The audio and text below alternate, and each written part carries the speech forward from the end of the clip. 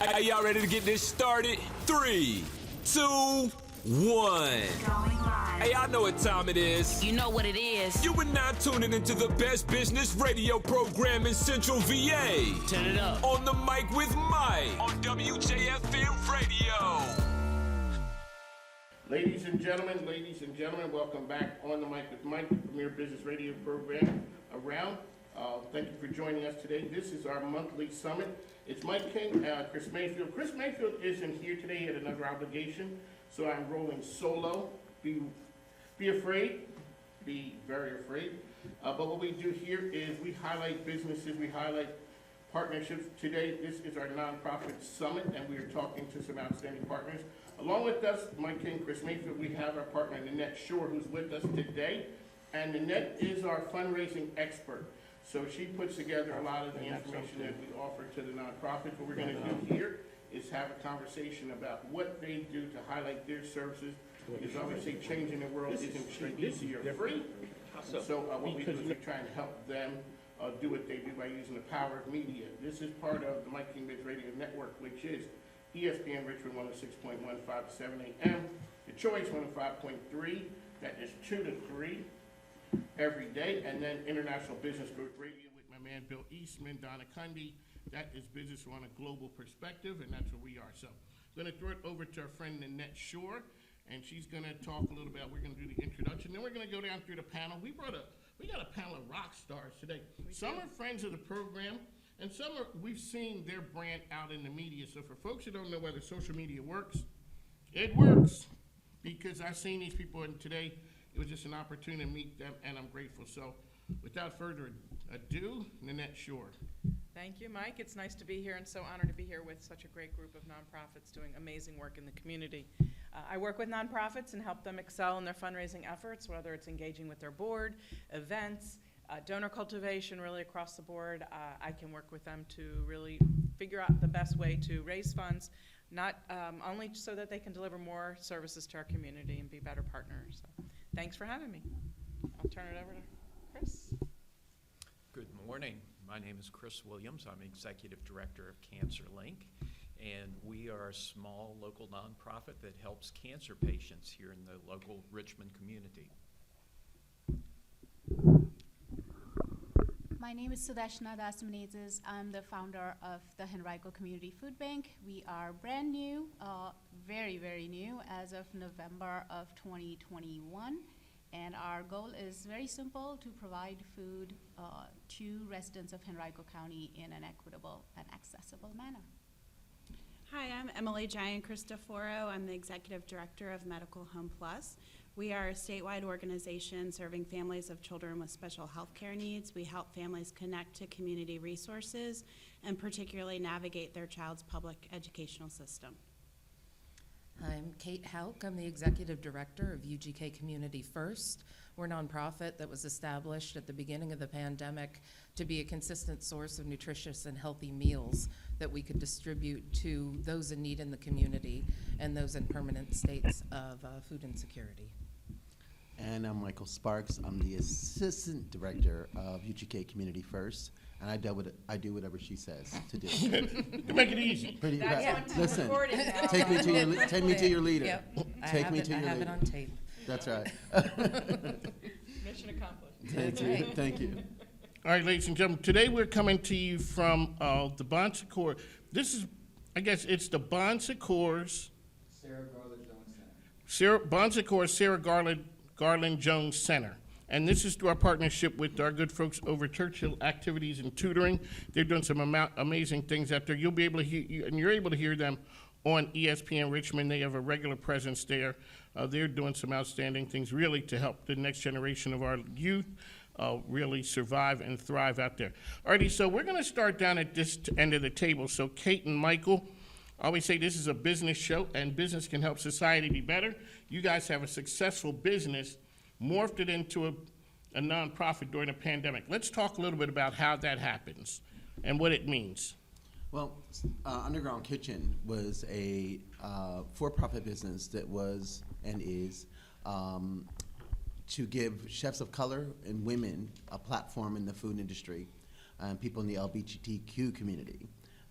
It was established in a little after 2010, and it's about 11 years old now. And Kate and I, my business partner, who helped me develop it in the last 5 or 6 years, in addition to that 10 years, have developed quite a following where we left the for-profit in the end of 2019, beginning of 2020 with COVID, went down, and Kate and I have always discussed doing a nonprofit, but never had the time to do it. And if there's any silver lining in COVID, we were allowed to do it because of the time down. We had a refrigerator full of food and a lot of chefs who couldn't work, and we decided to make food for the community. And Kate has taken that ball as executive director and done some amazing things. Initially, Michael and I thought that we would go until the food and the money ran out, but we were really pleased to find a lot of support in the community, both from individual donors and a lot of other nonprofits in the community really stepped up to support us as we did this. And we kind of backed in. We found all of a sudden we had to establish ourselves as an official nonprofit, as a 501c3. Right.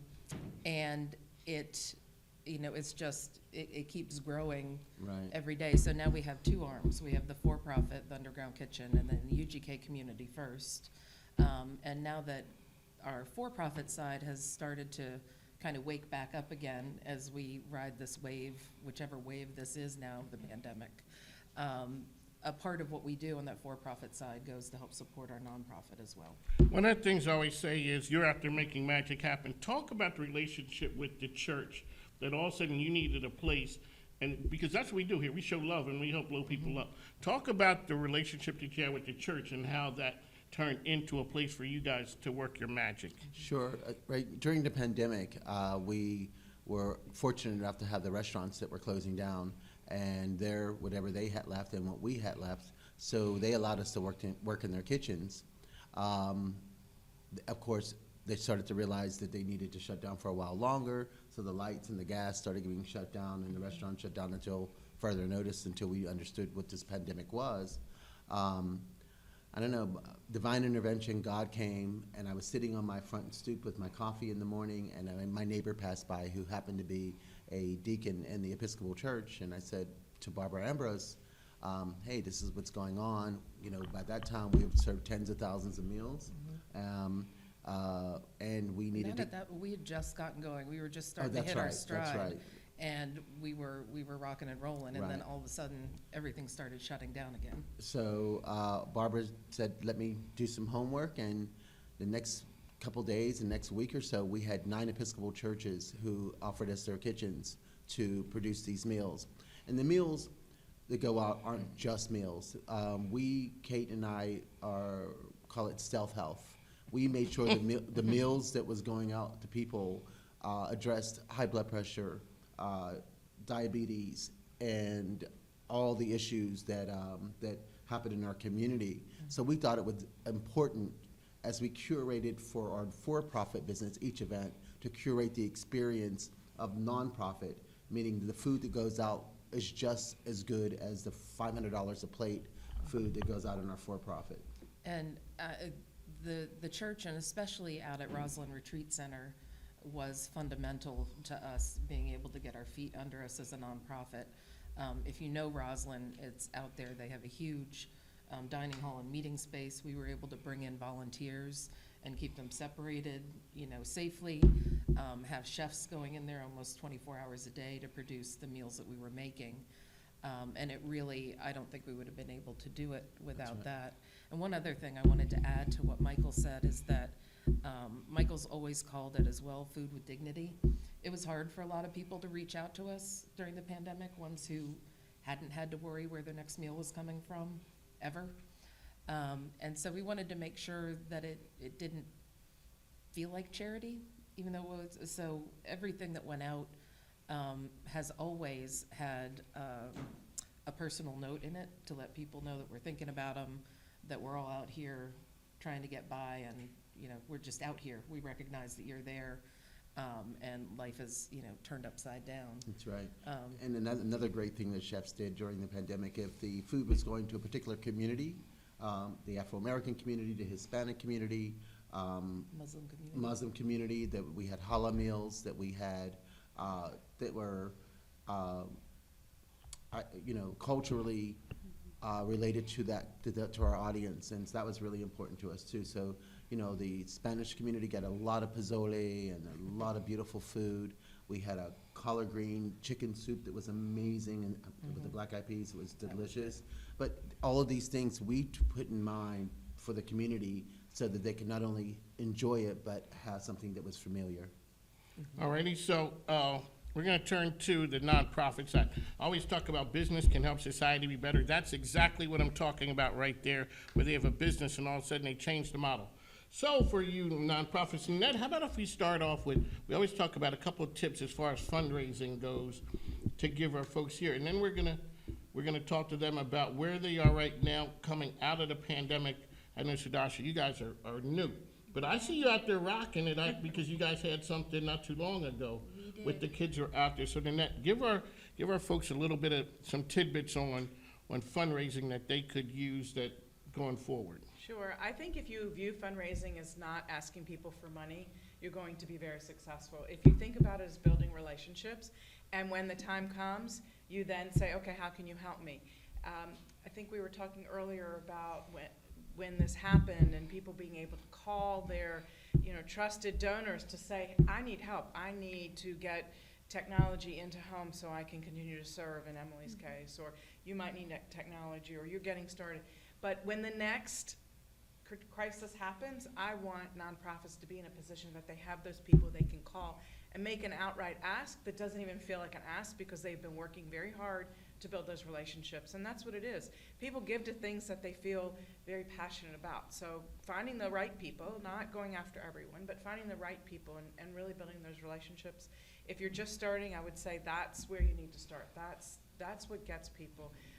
So the people I might match up with Emily might be different than I would match up with you, because their passions are different. It doesn't mean that what you're doing isn't good, but I think you just have to look at it. It's the means to deliver your services. It's not this dirty word. And surprisingly, most fundraisers don't like to ask for money. They love building relationships, but then the ask becomes part of that relationship, not, going out and asking for money. And I think if you can kind of start with that mindset, the rest sort of rolls. Just one little tip.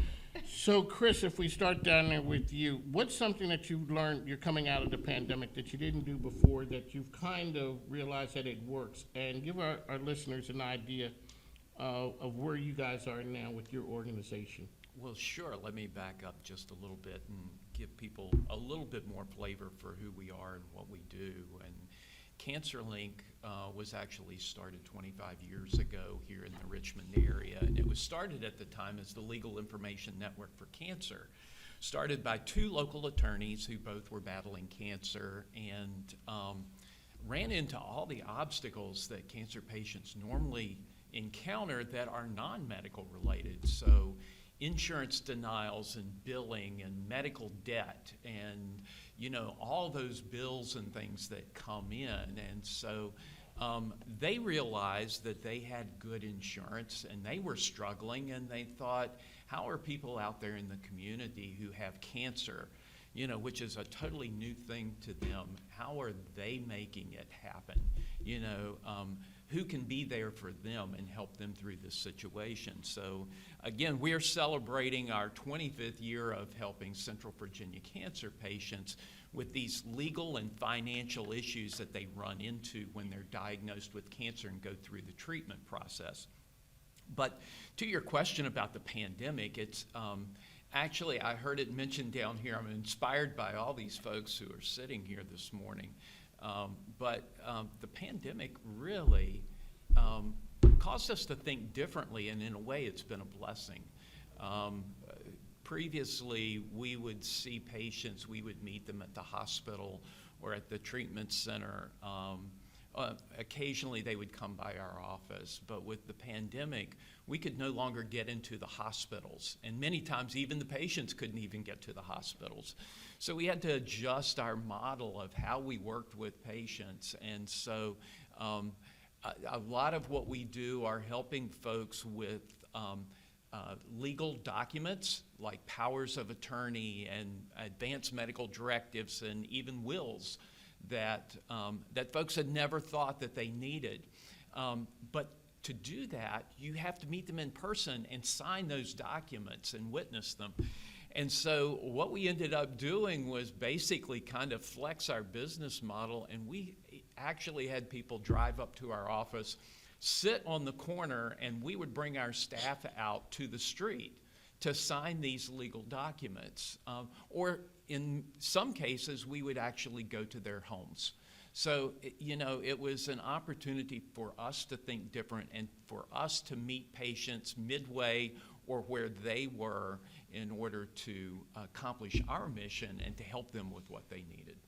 Really quickly, are we out past the stigma of cancer that we were back? I mean, I know it's in the dark ages when I was a kid, when we wouldn't even say the word. It was just a big C. Do you think that we're sort of past that? Mike, I think we are. And part of that is because so many people, everyone has been affected by cancer in some way, shape, or form.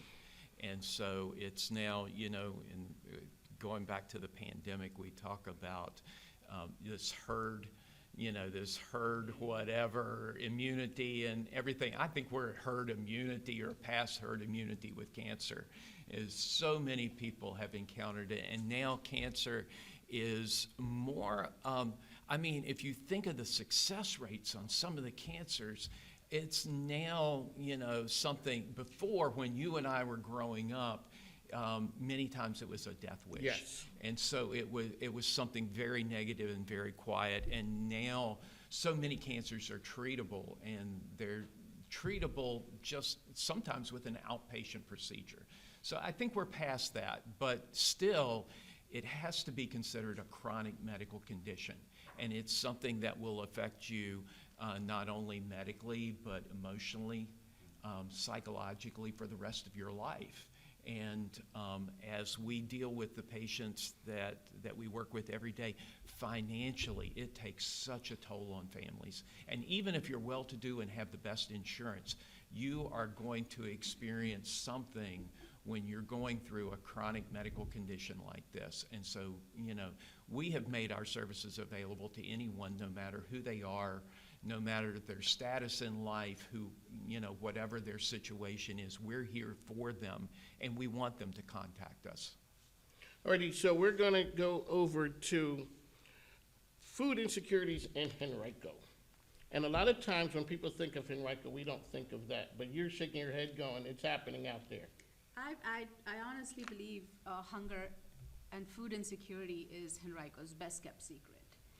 And I was with Feed More for 17 some years, so I worked very, very closely with food insecurity throughout, Feed More's footprint in Central Virginia. I'm a resident of Henrico. I honestly did not think anything was wrong in Henrico at all. But I think COVID, talk about a silver lining in different ways. I do believe COVID really very effectively kind of pulled that, Band-Aid off. And it really was a Band-Aid. And so when I started with a case study, it was overwhelming, honestly, to find out that it wasn't just the eastern part of Henrico that was food insecure. Food insecurity impacted just about everyone, from Short Pump to, Laurel to Dumbarton to Tuckahoe, you name it, it was everywhere. And it took different shapes and forms, and that honestly really was the seed that gave birth to the Henrico Community Food Bank. Because Henrico does not have a food bank. There isn't that one organization that is dedicated to fighting food insecurity. Incredible number of pantries that do absolutely phenomenal work, because can you imagine what would happen if they didn't exist? But to have an organization that would be there 7 days a week or 5 days a week, supplementing the efforts, that was really So kind of you the took genesis. a case study and turned it into a mission. I There took you a go. case study, and yes, I went to the county. Okay, there you go. And I was like, this is what I have, and how do you think you can help? And I think it was just whether the stars aligned or serendipity. I have COVID, to thank for, honestly, because really, because of the lack of that basic infrastructure in Henrico, the county was putting up makeshift pantries. And so it was just the right time for discussion to really kind of get over that everything is hunky-dory in Henrico. There you go. So I've been in Richmond since 2014. I've always seen Emily's name that's out there a couple months ago. So give us the idea of where your organization is. And then we're going to talk about from the media standpoint. You guys are good with getting the media out there, looping the media in. And you're good. And you're like, yeah, we're pretty good at this. No, thank you. And on top of that, but explain to our folks who are sort of new or nonprofits that are out there the importance of having the media as a partner. Okay, which do you want me to do We'll first? we'll go with the media partner after you tell your story a little bit more. Okay, sure. So a common theme, I think, for all of us is that, those initial days and hours of COVID, I legitimately laid awake at night and was like, is this going to be the end of MHP? Am I going to have to find a new career path? How could a nonprofit survive, a global pandemic? Obviously, we didn't know to prepare for it. We were doing okay, but we didn't have a huge reserve. But like the common theme that is here at the table today, I think hindsight, COVID actually was a blessing in some ways. And part of that, I think, was because we all were connected in terms of how we were feeling about, the things that COVID was illuminating. And the community became a lot more supportive and a lot more cohesive. And so to Nanette's point, I think that, donors were actually actively seeking ways to tangibly help the community, and their best vehicle to do that was through the nonprofit community. And so, especially those donors that we already had great relationships with, they were just writing checks without us having to ask, and making connections or facilitating things. So, at the end of it all, we now have a very healthy reserve fund that I didn't even have to actively work on because we were just able to generate a level of support because people were so community-minded. And in our case, because we do so much work in the public education system with kids with disabilities, obviously education was in the forefront during COVID, still is. And the accessibility for kids with disabilities during a virtual education environment was next to nothing. So we also had to get creative about how we could help families, how we could reach families, how we could help families maintain some level of continuity for their children educationally, because some of our kiddos with disabilities, virtual learning was just not attainable for them at all. So we had to get creative. We had to create programs that we did not continue past kids getting back to school, but in the interim, we created a tutoring program, a virtual tutoring program that, whereas sitting in a classroom, if you will, of, 20-some kids virtually, a child might get lost. If they have that one-on-one interaction with a special education certified tutor, they could keep up with their studies a little better. So we actually hired some contract tutors to work with families, work with kids, sometimes up to 10, 15 hours a week individually, one-on-one. So I think we all had to get a little creative. I think we all had to just, sort of get over the initial shock of what was happening and really realize that we could lean into our community in ways that maybe we didn't realize before. On the mic with Mike, this is ESPN Richmond, The Choice as well. We're coming to you from Churchill Activities and Tutoring, otherwise known as Chat. They're out there doing some really great things in the community. I always say, this part of the program, I always say the microphone isn't free, plus my grandkids need stuff.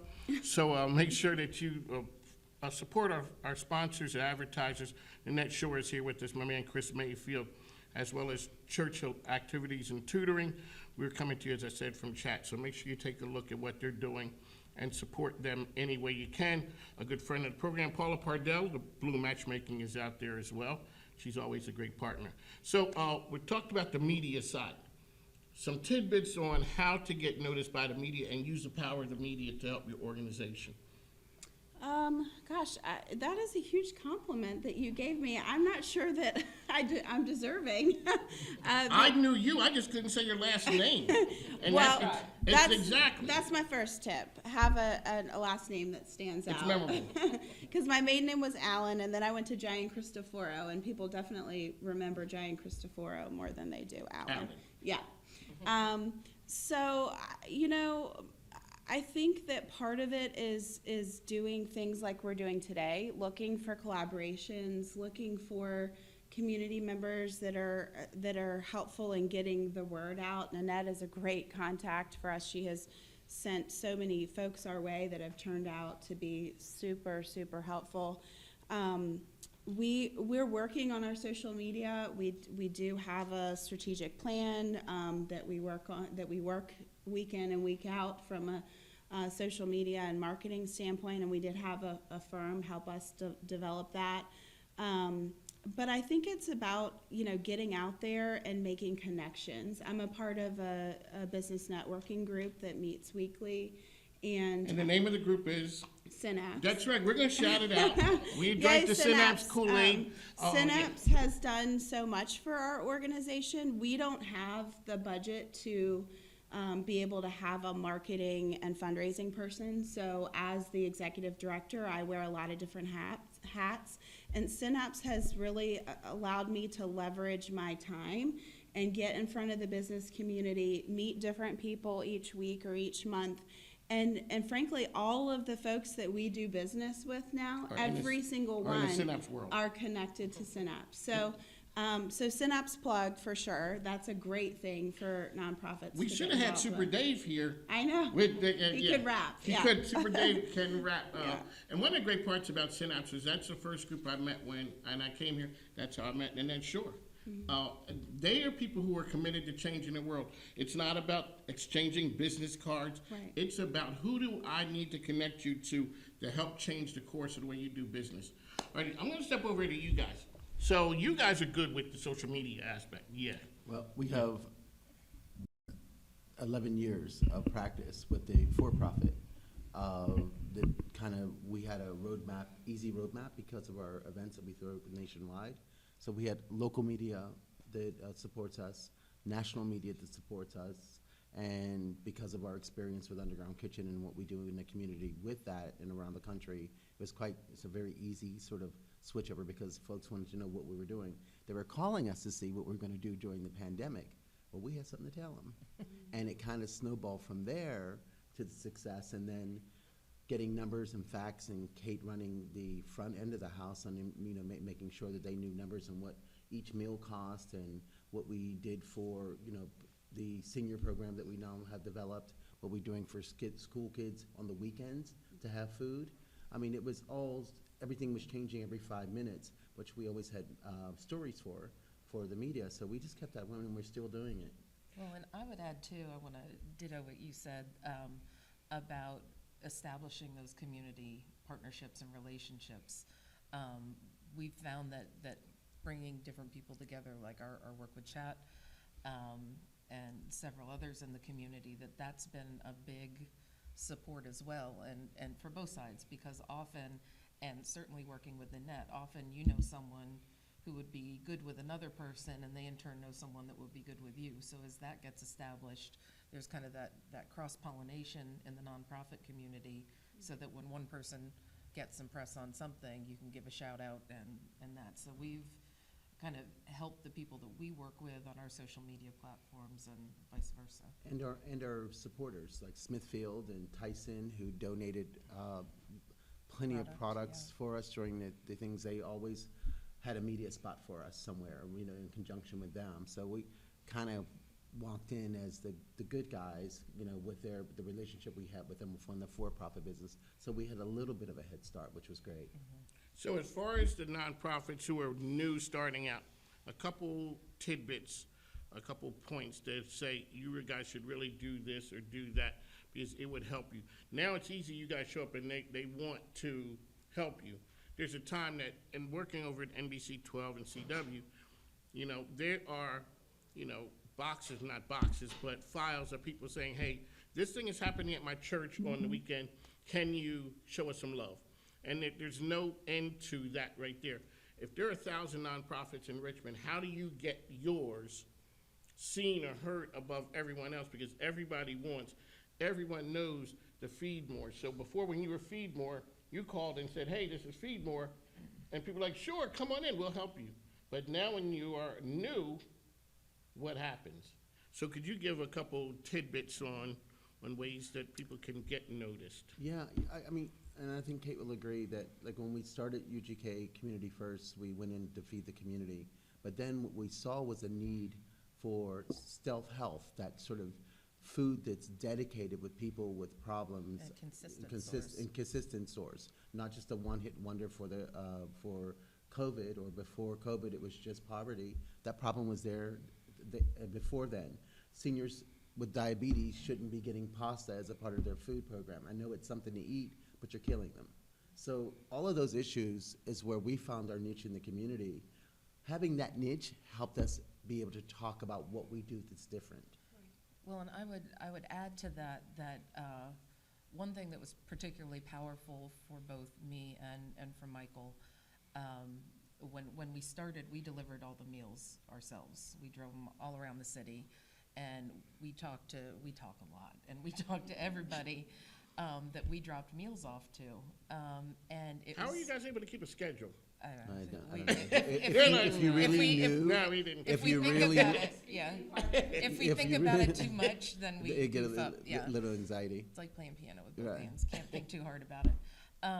But we got to know the people and hear their stories. And that's one thing, I think, when we go out and talk with people about the nonprofit and what we're doing in the community, it's those personal stories that really send it home, and it connects in people's mind. It gives them that call to action. If we say, you know, $4 is helping to feed Pearl That's right. Quick, That's right. who's one of our early super recipients, that she gets this visit, you know, once or twice a week from us, and it helps her through the week that she has because her husband has Alzheimer's, and she's his only caregiver. You know, to say, okay, I know I gave $10. I know that Pearl got those 2 meals. It gives them that call to action and a feel like there's that tangible connection that's happening in the community. And listening to the nonprofits we support. We just had a panel of homelessness and what that means with food insecurities.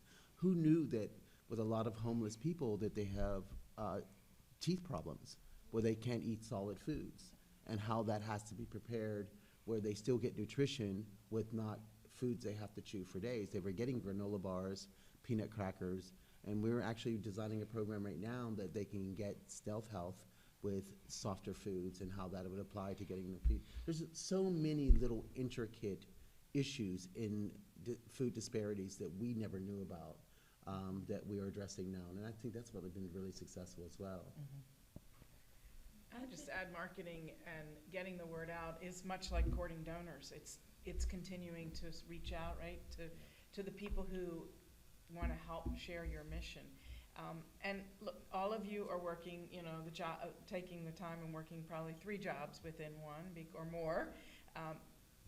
But it's just crucial. You know, in the beginning of the pandemic, all of us were sort of paralyzed. And what do we do? And I would say it took around 30 days for the nonprofits, the clients I was working with, to say, okay, let me figure out how I'm going to approach this donor. I don't know if they're sick. I don't know if someone died. I don't know if what they're dealing with. And we don't really know if this is a financial pandemic for those, you know, who have been supporting us. But once they were able to say, I'm just going to call and say, how are you? It opened up this whole world. So it's no different in marketing or in dealing with a crisis, saying you've got to be willing just to put yourself out there the same way you were doing before. Maybe your questions are different. And with the media, you know, sometimes they'll pick up on something that you're posting, but having that email address of all those, you know, media people, or calling Mike and say, hey, I need to get on your show to put this event out there or this issue we're dealing with out there. it's just taking that bold step that you would think all of us outgoing people have no problem doing, but it always isn't time in the day, and you just gotta always make it a priority to get the word out. Just keep sharing it, because somebody's gonna pick it up and say, this is really important. I haven't met a nonprofit that wasn't doing great work. That's the good news and the bad news, right? There's so many people trying to get their message out. But, you know, Emily and I were talking earlier about collaboration with 4 or 5 nonprofits that have fundraisers happening together in this community several times during the year. Those are things that people are going to pick up on, because look at the benefits of that, of people coming together. So I always say, Chris, what is it that your organization needs? We always talk about you guys helping change workers. I always say, who saves the caregiver? Because the caregiver won't save themselves. They will continue to give, and somebody has to step in. So what does your organization need to continue doing what you do? We need more patients. We need more patients to call us. We know that we're not serving the cancer patients out there who need help. Why do you think people don't call? Because number one, they really don't know about us. Okay. Well, we right can change now, that. exactly. And as Nanette said, and I totally agree, that, and probably my word of advice for small nonprofits would be to be patient. And building that network of media and connections in the community is one person at a time. And so that's what we've been trying to do, and we're being patient about it. We're using our website and social media, but really we know that there are so many patients out there who need our help, especially because of the pandemic. And when we had patients coming to us prior to the pandemic, they may have 1 or 2 issues that we could help them with that were legal or financially related. But when the pandemic hit, those patients were coming to us with 3 and 4 issues. And because we have social workers on staff who work with the patients, we were looking at cancer patients holistically. And we're talking a lot about food here. And one of the primary things that we were seeing were cancer patients who, because of their illness, were not able to leave the house, but were at home with no food. They were food insecure. So we were able to marshal volunteers who would sometimes go pick up groceries or go to a food bank and pick up a bag of groceries and deliver them to that person's house because they couldn't come out because of treatment.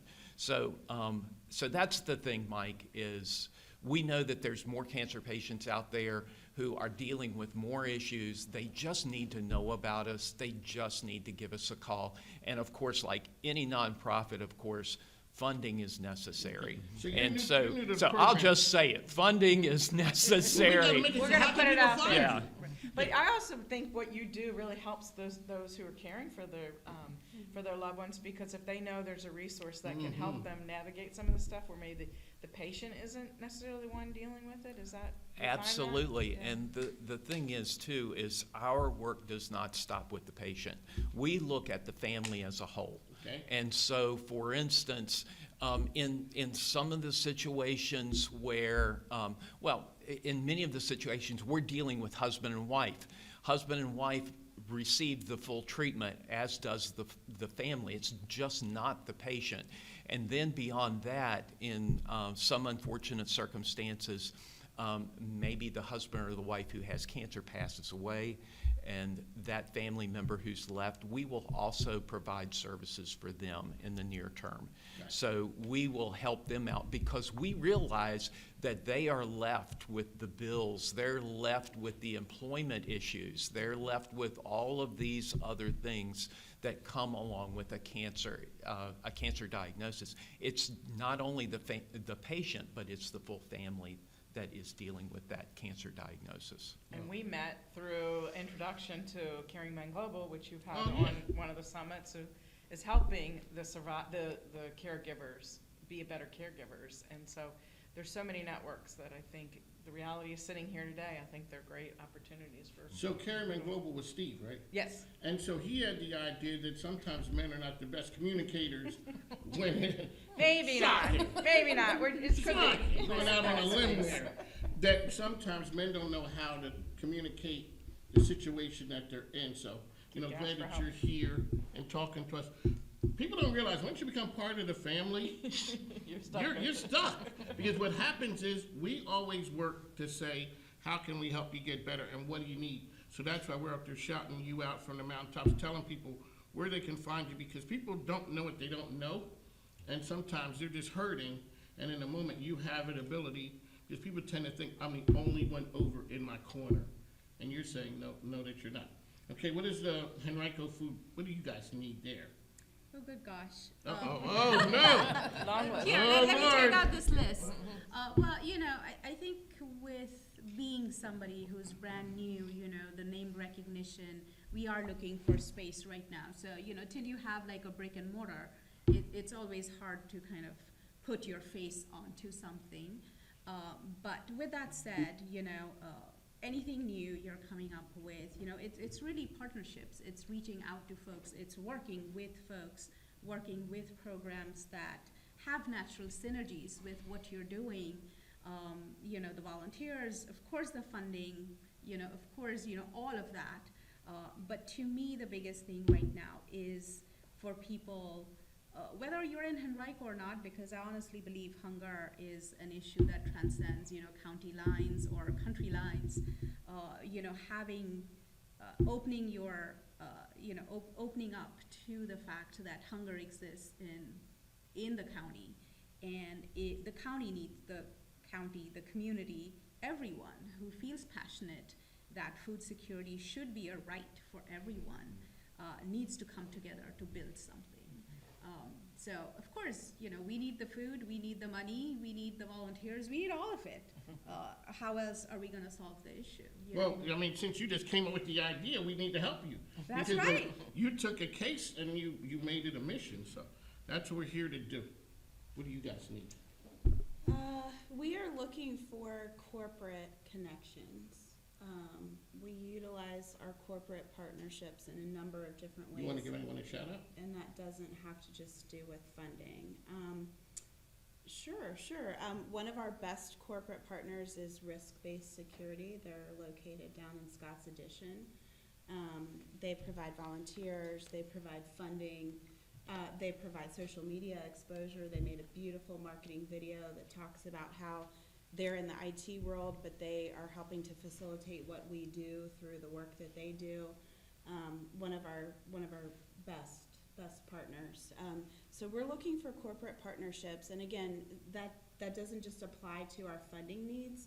Really, one of the things that we're trying to do this fiscal year is roll out a parent workshop series program whereby we can help to support our corporate partners, their employees that are dealing with you know, concerns and issues related to supporting their children with special health care needs. So I'm looking to really expand that program and need new corporate partners to help facilitate that.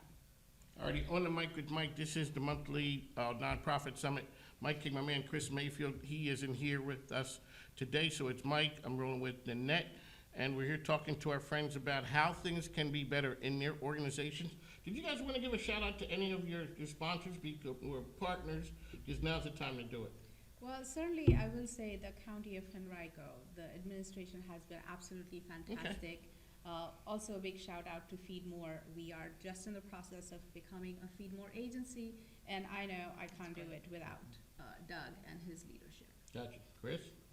All of the local hospitals, medical centers, you've got VCU and Bon Secours and Virginia Cancer Institute and HCA, and they're all wonderful to us. Capital One has been a long-time wonderful sponsor for us, and so many others, but agreed. Corporations, small businesses can make a huge difference. I mean, yeah, they're not giving large gifts, but that small partnership means so much to a nonprofit. And so I would never discourage a business not to consider partnering with a nonprofit. Alrighty, so Michael and Kate, you guys morphed a very successful business, because I always wondered how you guys, forget this, I have my own radio program, how do you get on the list of, because that's, hey, what can I say? Exactly. On a dinner list, is that what you're asking? Yes! Hey, those are kind of swanky. Maybe you gotta gotta know the secret knock to get it. But you guys took something like that and turned it into a mission to change the world. And we can joke all we want. We always talk about business, helping society be better. You guys took a successful business and turned it into a nonprofit that helps people with some of the most basic things. And like you said, you leave them with dignity, because I can imagine people in Henrico definitely did not want to be known that they needed the food bank help. Mm-hmm. But it beat starvation.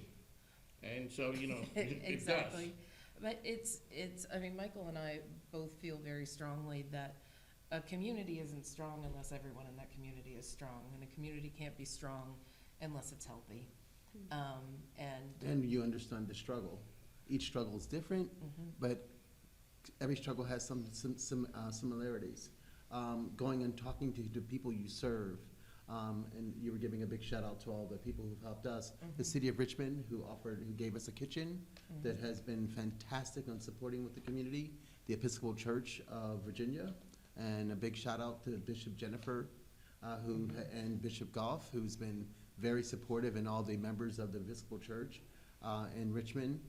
They gave us 5 acres, where we have a 5-acre farm where we're growing about 30 to 40% of our own vegetables with the help of them. And a really big shout out to Shalom Farms, who during the growing season supports us with so many wonderful things. That all goes back in feeding the community. So that allows us to do as close to farm raised, farm to table, and organic as possible with each one of our meals. Well, and as you all spoke to corporate partners as well, I would give a shout out to Richmond Regional Tourism, Yes. who's taken us on as their charity this year. So they've been Okay. helping us promote what we do.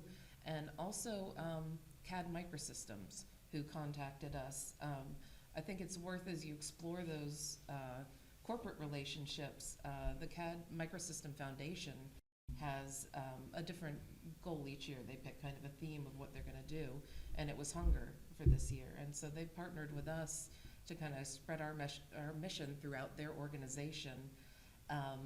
And we tend to be able to roll the for-profit in there as well. So they've raised money by holding virtual cooking classes through our for-profit, that then the money that people pay to that, their foundation gives back to the nonprofit.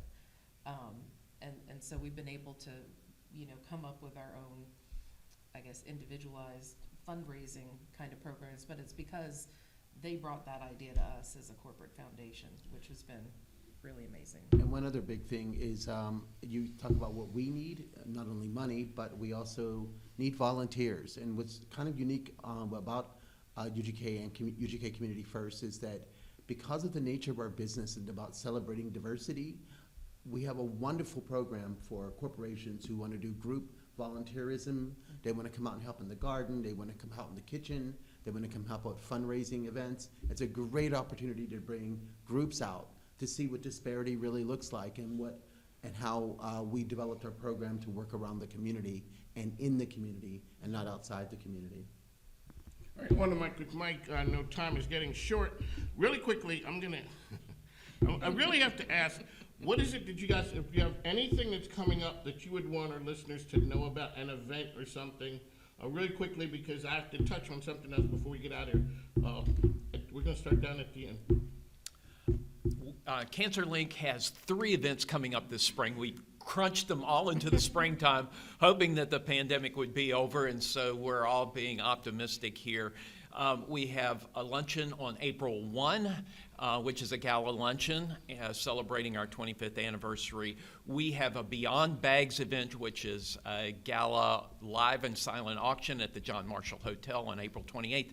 And the most fun of all is we have the Cornhole Challenge, which is the biggest and most unique one in the city of Richmond.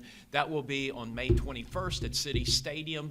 go to our website under events, and you can find out information on all three of those, and we want people to come out and enjoy. All righty? Everyone's in awe that you're doing them all together. I'm watching their Yeah. faces going, oh, Whoa, okay. okay. Boy, So are we. Amazing. We're in awe as well, yes. We have a proposed spring distribution coming up. Information will be on our website. Following that, there is a distribution for the summertime, and then we have something planned for later in September as well. But partnering again with various different nonprofits in the community that have the natural synergies, so we are able to really kind of go about looking at it as a very diverse effort. So, Mike, I want your listeners to keep a watch out for an event that's happening quarterly called Grapes for Good. It's a collaborative event amongst MHP and 4 of our other community partners, whereby every quarter, like I said, we go to, we're partnering with Richmond Wine Station to do a really fun event. It's different each time. You can come out, drink wine, raise money for 5 great nonprofits all here in the Richmond area. I'd love to talk to you guys about food for that. Yes. That's the way it works around here. Yeah. So listen out for Grapes for Good. It's a really fun way to raise money for nonprofits. And for UGK Community First, our Adopt a Crop program is live now. We're coming up on planting season. And Adopt a Crop allows people to sponsor a whole garden row, our raised bed boxes, as well as, what else in there? Construction of new rows. And new- expansion of the farm. And expansion of the farm, exactly. And so that goes live and lasts through into May. All righty, on the mic with Mike. Chris Mayfield isn't here, like I said, and Nat Shore is here. Okay, as we get out of here, I need you to, at the end, give your contact information, but we always ask you, what gives you hope? So let us know what gives you hope, and then your contact info. We gotta be quick, because Emmanuel is he's looking at me with the look. He's not happy, so. Exactly, let's say say crack. I'm gonna let Kate talk because I talk too long. Go ahead. What gives us hope is seeing the connections in the community that we've been able to make to help spread all of our messages even further. We're much stronger together than we are standing on our own nonprofit islands. You couldn't help it. And, I I'm know, sorry, right? It's like, It no. always can't. what gives me the most hope is seeing the results of our cooking to the community. People's diabetes and high blood pressure coming under control, which is killing our community. That's another portion where when I wake up in the morning, that I know that we're not only just feeding, but we're giving people better health. Shout out to Michael Spider. The first time I met you, you were working in Magic down in Virginia State. Shout out to John Young for you after talking to the students. That's right. And so you've been doing this giving back thing for a while, and kudos to you. Contact. Our contact information. Oh, yeah. Sorry. Thank you, Nanette. Totally forgot. Our website is UGKCommunityFirst, all one word, .org. Okay. What- And all of our contact information is there. Yes. You can find Medical Home Plus on the web at www.medhomeplus.org. Our contact information is there too.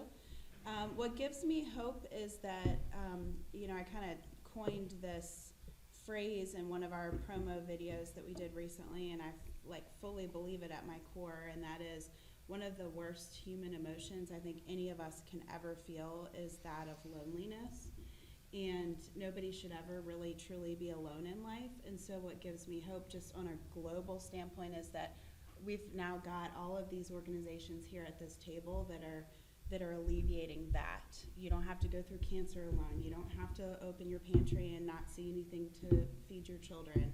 You don't have to worry about your child gaining access to community supports and accessible education. And the Richmond community is very rich with nonprofit resources, and so that gives me hope that people don't have to go through their struggles and their ailments alone. That's an audio Hallmark card. It really is. So, thank you. The community honestly gives me a lot of hope because as a fledgling nonprofit, we have been so overwhelmed with this outpouring of support So I strongly believe that there is power in community. Our website is henricocommunityfoodbank.org. All the information's out there, including information about our youth corps, a wonderful, wonderful program that we have. CancerLink is CancerLink with a C.org, CancerLinc.org. And what gives me the most hope is that more patients are finding us and being able to be helped with more issues that they never even thought were possible. So spread the word. Even if you don't know someone, even if you don't have a family member, if there's a cancer patient in your community, send them our way, because we're able to help more people and give them more hope. Exactly what you said. All right, on the mic with Mike. This is our woohoo. It's our monthly business, our monthly nonprofit summit. Mike King, Chris Mayfield couldn't be here, but he is Perfusion Consulting. Nanette Shore, we'd like to thank her. She is Nanette Shore and Chris Mayfield are the people who make this possible. Last year, we gave away 19,000 minutes of free airtime to nonprofits and businesses to tell their story. We're able to do that because of the support of those good folks. So, Nanette, how can people find you really quickly? Because I'm on the clock. Yes, you are. Thank you. She says yes. Email NANNETTE@shor@gmail.com. And the people around the table give me hope. And I know I say that every time, but it's true. I'm so inspired, and I leave here with a whole different thoughts about this community every day. That's right. On the mic with Mike. Hey, we got something here, so I'm just happy to roll with these folks. We got to go. Make sure you check out the good folks over at chat. The video that's going to come out is going to be a crazy video that's going to come out done by DB Arcade. My man Emmanuel over at DB Arcade. They shoot the best videos. If you ever need video, make sure you check them out. Al Green is on Positive Noise Media. There we go. Positive Noise Media. He has the Gospel Praise Party on The Choice every Sunday, 2 to 3. He is the music man. He is our Al Green. We got to go. I'm getting a wrap up. Thanks now, folks. Take care.